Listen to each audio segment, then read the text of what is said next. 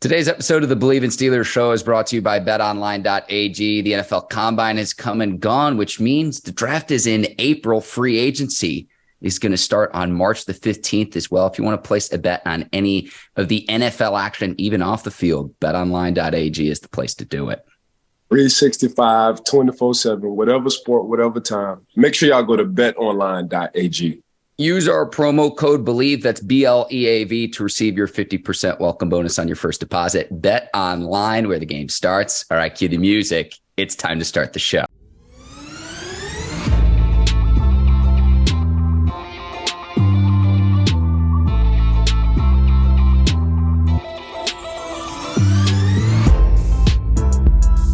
Welcome to the Bleav in Steelers show on the Bleav Network. I'm your host, Mark Bergin, joined as always by my guy, Pittsburgh Steelers scout, two-time Super Bowl champion, and 12-year veteran of the team, number 24, Ike Taylor. IT, fresh off the NFL Combine. It's been too many moons since I've seen your face.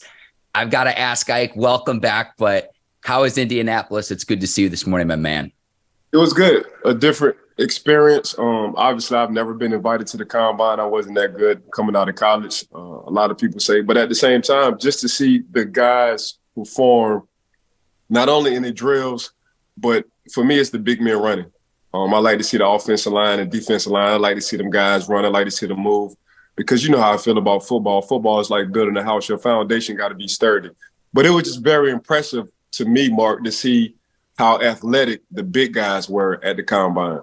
I swear to you, it seemed like this year everyone stood out. And if you showed up out of shape, that was more of an outlier. They've gotten this thing down to a science, the size and speed of a lot of these prospects and the readiness. I think this year might have been the best ever when you're looking a lot of the times where it's just like, if you're not running a 4.4 or 4.5 and you're a skill position player, you're considered slow as molasses at this point. And what did the Steelers have you doing while you were there? I have so many questions. I want to leave this a little bit open-ended, and then we can get into specifics. So to be specific, Mark, it was more of the guys you watched and graded. You just got to see them and talk to them in person. I got to actually see their movements from a cornerback safety position, even from an offensive line running back position as well. So for me, it's more getting to know the kid as much as you can in a short amount of time with the interviews, but just to see him live in person, to see the agility part, that was fascinating to me.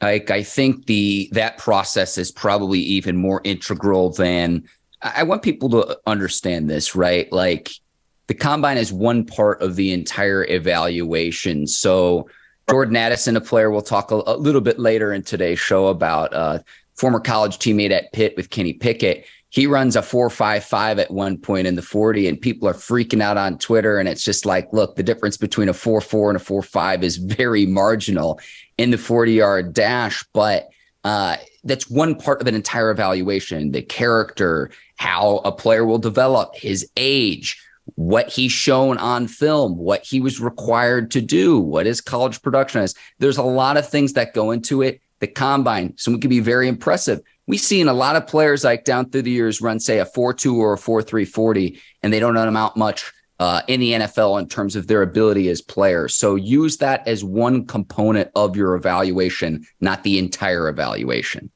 I mean, the 40 is why people watch the Combine, to be honest with you. Mm-hmm. But to speak on Addison, he's silky smooth as a route runner.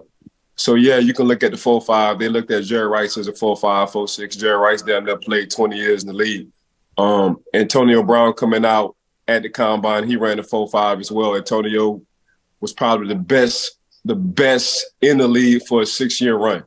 I'm talking over quarterbacks and everything. So you can only look at the 4.5 as a number. I know you want your guys, your speed guys, your outside of perimeter guys to run 4.4s, 4.3s. DJ Turner, the cornerback from Michigan, he ran a 4.26, but ain't too many people going to do that. So for me, for Addison, okay, he ran a 4.5. Let me see what his routes looks like. And his routes was looking silky smooth. So for me, he had himself a good day. What you saw on tape, what I saw on tape from Addison was the same thing I saw in person. Him being a smooth route running, getting in and out the breaks and have hands. Would like to see the Steelers maybe use one of their picks. They got 3 in the top 49 for a guy like Addison. Ike, I'm going to list a few players. You can interrupt at any point, but a few standouts that I saw. Christian Gonzalez, the Oregon corner, a 4.38 in the 40, very explosive, 41 and a half inches on his vertical jump, 11 feet in his broad jump. I thought he showed out. I'm not sure he's going to be there at number 17, cornerback position of need for the Steelers. Everyone's going to make a big deal about Bryce Young and his size comparable to Kyler Murray. We mentioned Kyler Murray, the Drew Brees, the Russell Wilsons of the world, quarterback 6 foot and under. Remember, all those guys I just named are the exception, not the norm when it comes to the size required at the quarterback position, even though the league rules have changed to protect quarterbacks. How about Anthony Richardson, Ike? And this is where I got to give you your flowers. And you said he was going to absolutely ball out. He's 240 plus pounds. He's running a 4.4440, and his vertical leap is high as any quarterback we've ever seen. You say, Mark, what does a vertical leap matter for a quarterback position? If he goes to the right system and the right offense coordinator that can get him in space, force defenses to play 11 on 11, Ike, he's going to be special. You said this before the draft, Ike, and it was just like this was one player who, after the combine this weekend, his stock has just continued to rise. I'd be shocked if he doesn't go top 10. I got a few more, Ike, but go ahead and hop in with the players I just named. Yeah, AR just a different dude. To see him in person, well put together, good attitude. He got that flick of the wrist. What I mean by flick of the wrist, he can throw that thing 70 yards without even using his arm. He's just flicking that wrist. Everything from a quarterback position for AR just looks so effortless, Mark. So that was very impressive. So what impressed me was it wasn't the deep ball because I knew he had a strong arm. It was the finesse in the intermediate routes, not throwing the ball hard every time. With the swing routes, running backs coming out the backfield, with the pivot routes, with the receivers going across, then coming back. So that's what I looked at. The anticipation, throwing your receiver open, the receivers not having to run out of stride. They catching the ball in stride. So for me, that was what it was to impress me about AR just, and then you just add the 41 and you add the 4.44 at 2.44 on his way in. It's like, all right, man, this dude all the way different. So athletically wise, between him and Christian Gonzalez, super freakish athletes. And they just displayed it in front of the world while we're talking about them now on shows across America. All right, I'm going to list another player who we've mentioned here on the Bleav It Steelers show before. Darnell Washington out of Georgia was absolutely insane. He had the 3rd fastest short shuttle in the entire combine. The only 2 faster, Jackson Smith and the Jigbot of Ohio State, Julius Brents out of Kansas State. And this guy is 6'7", 264. We saw it all season long to where he wasn't even Georgia's number 1 tight end because Brock Bowers still has one more season of eligibility before he can even come out of the draft. But Washington, he can run through you. He can block. He can run around you. He can jump over you.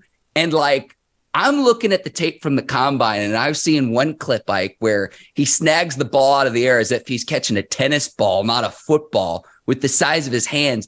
And then I see him moving the blocking sled, and it's just like, he makes it look so much easy. And then I see the other tight ends that are also participating in the combine that are struggling to move the thing 5 yards. Man, I don't think the Steelers will go here, but if you paired him with Pat Freiermuth, the matchup nightmares that you would create for opposing defensive coordinators, it got my wheels spinning. And I would just hate to see a player like Darnell Washington go to another team in the AFC North because that guy is a special, special athlete. Here we go. Another freakish athlete, another 6'7", 270 guy who runs short shuttles faster than guys my size, the 180 size. So that's just letting you know how fast he's coming in and out the breaks. For me, when you say a short shuttle, that means how quick can you move in and out your breaks? And basically, he's unguardable. So you can be on him as soon as he come out his breaks, he's a step or two ahead of you. But it's just so impressive because he's 6'7", 270. The blocking wise, that's always a want to. And if you have been watching Georgia, Yeah, he's been mostly there blocking tight end. They pass to him when they need to because they have a stud on the other side at Georgia. He probably going to be a first-round draft pick in the class of 2024 as well. But it's just like I say, Mark, for me, it was the big guys moving and how athletic the big guys was, whether they're offensive linemen, defensive linemen, the tight ends. It was just very impressive to see how them guys move effortlessly. Like Washington's going to serve as an extension of any offensive line as well. So it's almost going to be like having a sixth offensive lineman when he's on the field and you need him to run block. I mean, he's a double threat. Not only got a tight end who can catch and be the ultimate mismatch on the team, but he don't mind blocking as well. So that's a 1-2. That's a 1-2 punch. Because usually when you talk about tight ends, they do one or the other. Either they're gonna block real well, they can't catch, or they'll run good routes, or either they're gonna run good routes, but they really don't like blocking. For Darnell, he can do it all, and it's just very impressive. I mean, we talking about 30 pounds, close enough to 300 pounds, but a guy who can move like that, man, that's a dual threat because you're too small as a cornerback to check him, you're too small as a safety to check him, and linebackers can't run with him. So that's the ultimate mismatch. If you're offensive coordinator, who would know how to use Darnell Washington? Well put, Ike. We got to keep this thing rolling. So Jalen Carter came back to the combine following his arrest, facing 2 misdemeanor charges in relation to the January racing crash that took the lives of Georgia offensive lineman Devin Willock and team staffer Chandler LaCroix. Ike, I got to say this. So he's due back in court on April the 18th. The draft, the first round, is April the 27th in Kansas City. I don't think Carter will fall all the way to 17, but if he's there, the question is would the Steelers consider drafting him? If he's there at 17, I think you got to roll the dice and take that chance. It's not to underscore the seriousness of the charges that he faces. They are misdemeanor charges. But if he's there, and I don't think he will be, but what I'm curious to see is how far does he fall in the draft, considering the news of his arrest, him coming back and so forth. We'll see how all this plays out. Personal opinion, he's not falling out of the top 5. I would say top 3. He's just that too good of a talent to slide out the top 5. And they're not going to let that happen. They, as an organization who above the Pittsburgh Steelers at number 17, they're not going to let that young man slide past 5, my personal opinion. Wow. Okay. So again, we'll see how all this shakes out again. April the 18th, he's due back in court for the 2 misdemeanor charges. We'll see how he pleads and everything. This is going to come back into the news cycle because when this is on NBC Nightly News, when it makes national news, I kind of perk up and pay a little bit more attention. But again, the draft is going to be on the 27th. We'll see how all that shakes out. Carter has maintained that he's going to be exonerated of any wrongdoing and everything too. And he'll need to go to the right organization that can help him transition to make sure that he stays right, because he's the type of player, he's too special not to be on the field. So hopefully he can get right and everything. We'll see how all that shakes out. We got to keep this rolling, Ike, because we got a lot to get to. I know you've got a hard out at 10:30 as well. So Joey Porter Jr. speaking at the draft, the corner out of Penn State, speaking about his Steelers connection, Ike. I would absolutely love this pick. We know what Joey Porter, his dad, brought to the Steelers organization, one of your teammates. If he's there at a position of need at 17, I think the Steelers are going to be hard-pressed to say, hey, are we really going to pass on someone who is a special talent but also shares a Pittsburgh connection? Born and raised in Wexford, PA, Joey Porter Jr., Pittsburgh kid, grew up in the locker room just as well as my son. So when you grow up in the locker room and all you know is playoffs and winning Super Bowls in a short amount of time, and how we got there when it comes down to the brotherhood and working out and treating each other just as well as we're going to treat ourselves, caring for each other just as well as we're going to care for ourselves, having to understand what it took to take your pride and ego to the side, all for the sake of the team, the work ethic. That's what Joey Porter Jr. grew up on. That's what my son grew up on. That's what my nephews grew up on. So when it comes down to that's still a connection, that's all he knows. You know, Peasy still lives in the city of Pittsburgh. Pittsburgh embraces Jordan Porter Sr., his dad. So, you know, it's just that connection, Mark. Being born and raised in the city of Pittsburgh, but you just so happen to play football, but yet you come around a time where we was just doing nothing but winning. That's forever memory. So that's the connection. That's the brotherhood. You become a YINZer. And that's exactly what Joey Porter Jr. is. He's a YINZer. The city has embraced him. He embraced the city, but it's a blue-collar, hard-working city. Ain't nothing fancy about it. All they do is grind, bring the lunchbox to work, and we just gonna take care of our family and do what we need to do. And that's what Joey Porter, Jr. did. He came, he ran his 40. His first time, he liked. The second time, I don't think he did like, but he wasn't tripping. He's still going to be a top 15 pick. If he slide, he slide. We'll see what Pittsburgh do. But just looking at his tape, watching his tape, I remember him being small. I had to look up to him. He like 6'2 and a half, almost 6'3. And I was like, damn, JJ, man, I remember y'all boys just being itty-bitty babies. Now y'all boys just towering over me. So it's just good to see kids we saw as kids get in a position to be a first-round draft pick. It's just crazy. It's just like a proud uncle be like, man, I remember when he was like, dang, I watched him grow up. So, Mark, it's just shout out to Joey Porter Sr., shout out to Joey Porter Jr. For just putting yourself in this position. Proud dad, I know Joey Porter Senior is. Proud uncle Ike Taylor. Special Ike, and I see the smile on your face too. Your facial expression tells me everything there, Ike. And I'll read the direct quote. He had at the combine, says it would mean a lot to my family. Been in the Pittsburgh area a while. Staying home would mean a lot. End quote. He's talking about going up against Antonio Brown as a high schooler. Now I know AB probably wasn't going 100%, but when you know what the expectation is to be successful at the highest level early, Ike. Yeah, it's just when you get to college, it's like, man, I'm going against AB. Arguably at the time was the best player in the NFL, and I'm in high school. So when I get to college, I'm like, y'all cool.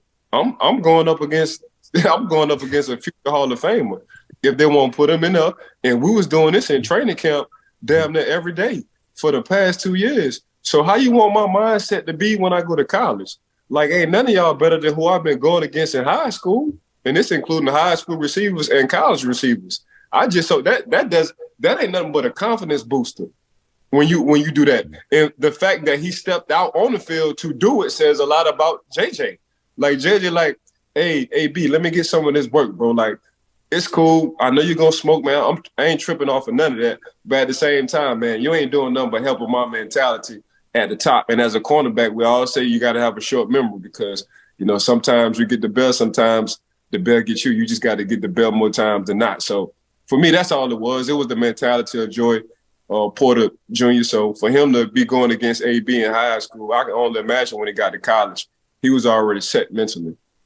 Ike, totally there with you. Jordan Addison, we're going to come back to him really quickly here, telling the Steelers, come get me.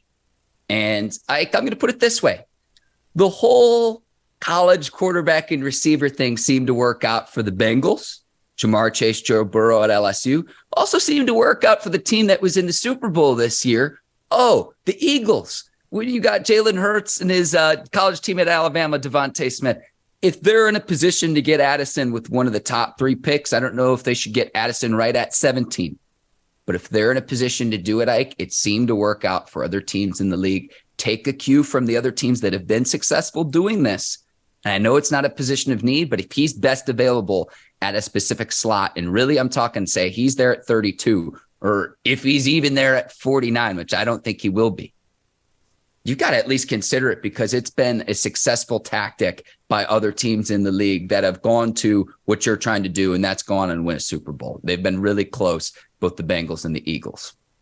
Yeah, I leave that up to Omar, Coach T, and Mr. Art on them decisions. All I can do is give my opinion on where I think a guy should be. But yeah, that's the move. If you're a top quarterback, I'm damn sure going to get a top receiver if I feel like he's NFL product. And like you say, between the Philadelphia Eagles, they did it. Joe and Jamar, you see what they're doing over there in Cincinnati. So that's been the move, and it's been a good move as well. So we shall see, but that's way above my pay grade. I got you, Ike. And I'll say this too, just looking at the Steelers receiver group, I know you say, well, okay, you gave Deontay Johnson a huge contract extension before last season. You just got George Pickens in the draft. We really don't know what we have in Calvin Austin III yet because he hasn't played yet due to injury. So that's where that opportunity lies, is really, for me, that third receiver where you know what you got in Deontay, you know what you got in George Pickens.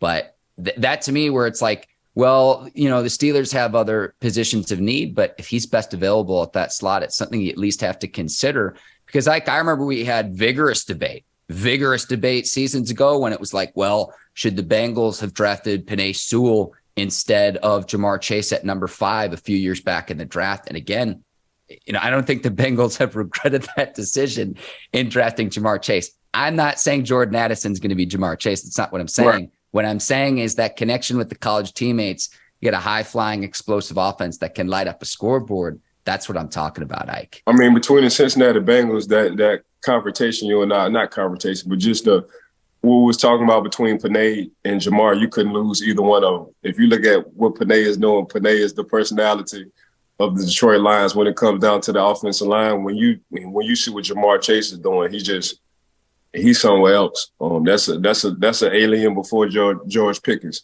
So you couldn't lose between them two, Mark. I mean, them two, and that's the fun thing about us being in this media. You and I can differ on what we think teams should do, but at the same time be right about both topics. So, Ike, we've got time for one question on what YINZ think. I want to make sure I get you out of here as we're up against time here.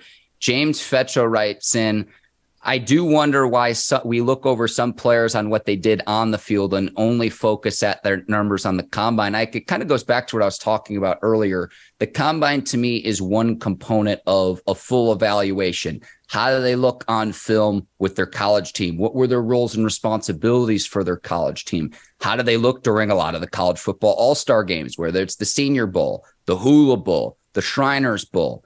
What do they look like at their pro day? Are they in shape? Have they improved upon their times, or have they gotten better or maintained themselves between the combine and the pro days? For me, the combine is one facet of the evaluation. So that, to answer James' questions, that's how I'd answer that. Yeah, you just want to see the maturity from the time they leave college to the time leading up to the draft. Basically, to sum it up in a nutshell, that's what you want to see. You want to see the bowl games, how they interact with different other athletes, other coaches, new system, NFL coaches at the Senior Bowl.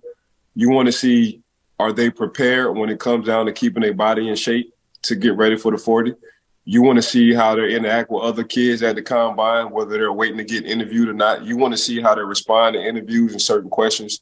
So for me, I just think overall it's the maturity part between the time they leaving college to the time is up to the draft on how these guys grow. And you got to grow fast mentally because you only got a couple of months, let's say 5 months, to persuade a team to draft you. I don't know where, but to persuade an organization to draft you and why.